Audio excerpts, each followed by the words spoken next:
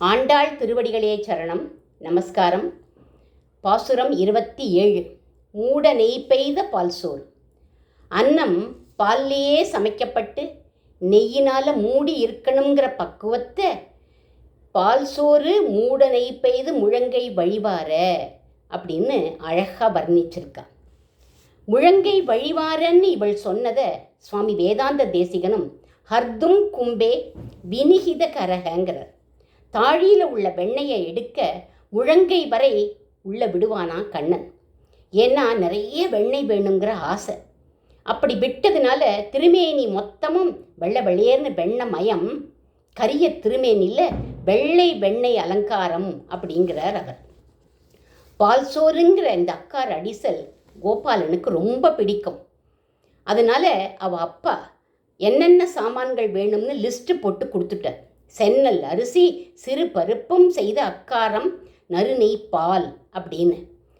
அந்த பிரகாரம் ஒரு கோபிகையனோட வீட்டில் திருவோணம் அன்னைக்கு இந்த அக்கார அடிசல் பண்ணின்னு இருக்கா. யசோதை வீட்டு இளம் சிங்கம் நடந்து வந்துட்டு இருந்தது.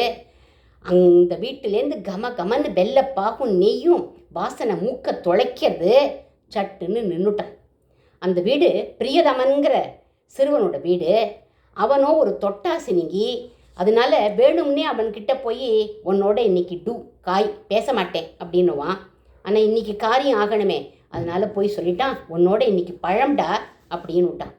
அதுக்கப்புறம் அவனை குரு குரு குருன்னு பார்த்துட்டே இருந்தான். இன்னைக்கு உங்கள் ஆற்றுல என்னடா விசேஷம் அப்படின்னு கேட்டான். ஆமாண்டா, எங்கள் ஆற்றுல இன்னைக்கு திருவோணம், அம்மா சாமிக்கு வேண்டின்ட்டு அக்கார அடிசல் பண்ணுறாடா அப்படின்னா. உங்கள் அம்மா கிட்ட சொல்லி எனக்கு கொஞ்சம் தர சொல்கிறியாடா அப்படின்னா. உனக்கு இல்லாமலாடா அப்படின்னுது. உடனே பிரியதமா, திருவோணம் ரொம்ப விசேஷண்டா, குளிச்சுட்டு தான் சாப்பிடணும்னு யசோதா அம்மா சொல்லியிருக்கா. நான் நேத்திக்கே குளிச்சுட்டேன்டா, நீ யமுனைக்கு போய் நதியில் குளிச்சுட்டு சீக்கிரம் வாடா அப்படின்னா. சரிடா, நீ போயிடாத அப்படின்ட்டு அந்த குழந்தை யமுனைக்கு ஓடி போயிடுது. நேராக மாமி மாமி அப்படின்னு உள்ளே போனால், உங்கள் ஆற்றுல இன்னைக்கு என்ன விசேஷம் மாமி? ஓ அதுவாடா, பெருமாளுக்கு வேண்டின்ட்டு அக்கார அடிசல் பண்ணியிருக்கேன்டா, 12 திருவோணத்துக்கு பண்ணுற மாதிரி பண்ணியிருக்கேன் அப்படின்னா.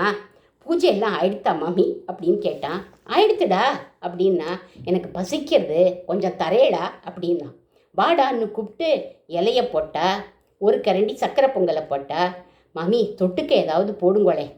மாங்காய் ஊறுகாய் போடுறதுக்காக உள்ளே போனால் இலையில போட்ட சுவடே இல்லாமல் எல்லாத்தையும் சாப்பிட்டுட்டான். திரும்பி வந்தவக்கிட்ட, என்ன மாமி ஊறுகாய் கொண்டு வரேளே, அக்கார அடிசல் போடலையே அப்படின்னா. போட்டேனேடா. இல்லை மாமி, மறந்து போயிட்டேன். அப்படியா, வர வர ஞாபகமே இருக்க மாட்டேங்கிறதுடான்னு சொல்லிட்டு உள்ளே போய் சக்கரை பொங்கல் எடுக்க போனால் ஊறுகாவை சாப்பிட்டுட்டு இலையை காலியாக வச்சுட்டான். ஊறுகாய் எங்கடா, நீங்கள் போடவே இல்லையே மாமி.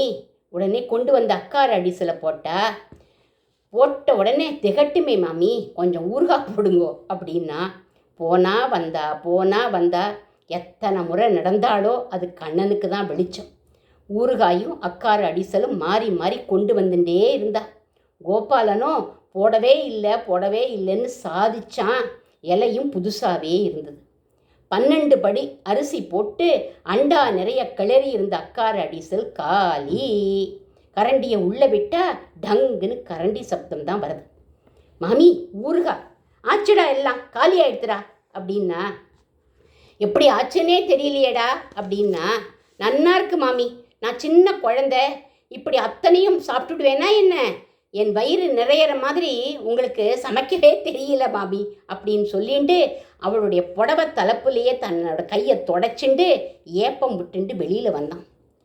பிரியதமன் பாவம் குழந்தை குளிச்சுட்டு ஓடி வந்தது. உங்கள் அம்மாவுக்கு எவ்வளவு சமைக்கணும்னே தெரியலடா, அளவே தெரியலடா, அதனால தான் நீ இப்படி ஒல்லியாக இருக்க, இனிமே உன் பேச்சு அப்படின்னு சொல்லிட்டு ஓடி போயிடுத்து இந்த குழந்தை. யசோதை கிட்ட இத்தனையும் சொல்லி அழறா இந்த கோபிகை, பிரியதமனுடைய அம்மா. சென்னல் அரிசி, சிறு பருப்பும் செய்த அக்காரம் நறுநெய் பாலால் 12 திருவோணம் அட்டேன், பண்டும் இப்பிள்ளை பரிசறிவன், இன்னும் உகப்பன் நான் என்று சொல்லி எல்லாம் விழுங்கி போனான் உன் மகன் அப்படின்னு சொல்லி அழுதா. உடனே யசோதி சொல்கிறா, அழாத, நான் சாப்பாடு போடுறேன்னு சொல்லி அவளுக்கு சாப்பாடு போட்டாளாம். விஷமக்கார கோபாலனுடைய ஏலியை பாருங்கோ, ரசிச்சேளா? ஆண்டாள் திருவடிகளே சரணம்.